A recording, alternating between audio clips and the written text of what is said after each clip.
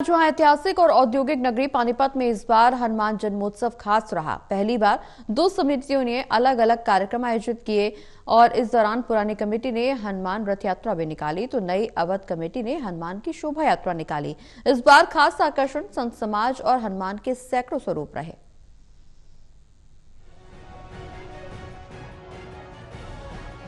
हनुमान जन्मोत्सव पर पानीपत में इस बार बजरंगी की शोभा यात्रा और पूजा अर्चना का उत्साह गजब का था। पहली बार दो बड़े कार्यक्रम हुए। हनुमान जन्मोत्सव पर रथ यात्रा पुरानी कमेटी ने निकाली और नई कमेटी अवध धाम मंदिर ने हनुमत जन्मोत्सव पर शोभा यात्रा निकाली। हनुमान जी को समर्पित दोनों यात्राओं में सैकड़ों श्रद्धालुओं ने हिस्सा लिया। रथ यात्रा और शोभा यात्रा मुख्य बाजारों और चौराहों से निकली। दोनों ही यात्राओं में संत समाज आगे आगे चला। तो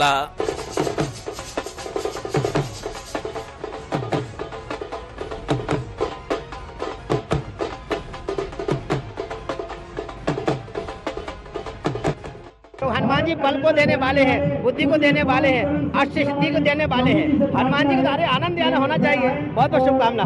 पानीपत प्रारंभ से ही ऐतिहासिक के साथ धार्मिक आस्था का एक मुख्य केंद्र रहा है और हमें लगता है कि जिस प्रकार से पानीपत की भाव आस्था हर उत्सव में, भले ही वो हनुमान जी का उत्सव हो, भले वह निर्बल होकर नहीं सबल होकर जिए, युवा विवेक के साथ जिए, विचार के साथ जिए।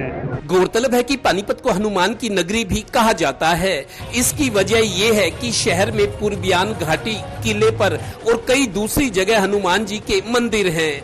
पिछले कई सालों से शहर में हनुमान जन्मोत्सव पर शोभा यात्रा निकाली जा रही है। इससे लोगों में हनुमान जी को लेकर आस्था और उनसे जुड़ाव बढ़ा है। बच्चा बच्चा राम का, हनुमान का गुणगान कर रहा है, घर से बाहर आकर स्वागत कर रहा है। पूरे पानीपत में छोटी छोटी यात्राएं, बड़ी बड़ी यात्राएं एक यात्रा में सम्मिलित हो रही हैं।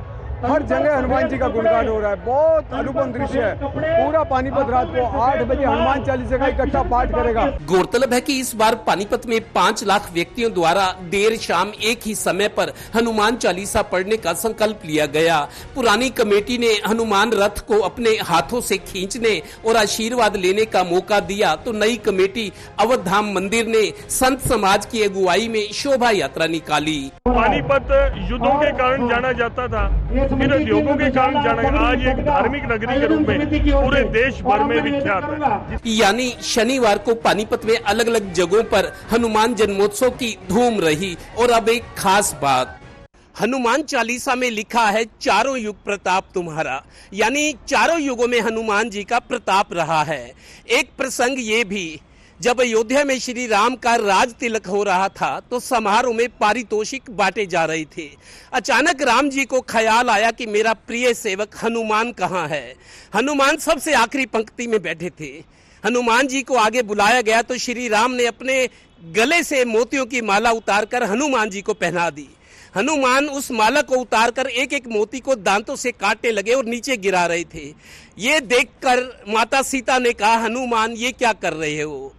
हनुमान का जवाब था, इन मोतियों में अपने राम की तस्वीर देख रहा हूं। अगर इनमें राम की तस्वीर नहीं है तो ये मोती मेरे किस काम के? ऐसे थे हनुमान। सहयोगी श्रीनिवास और डिम्पी मल्होत्रा के साथ Devendra Kathuria, total news, Panipat bureau.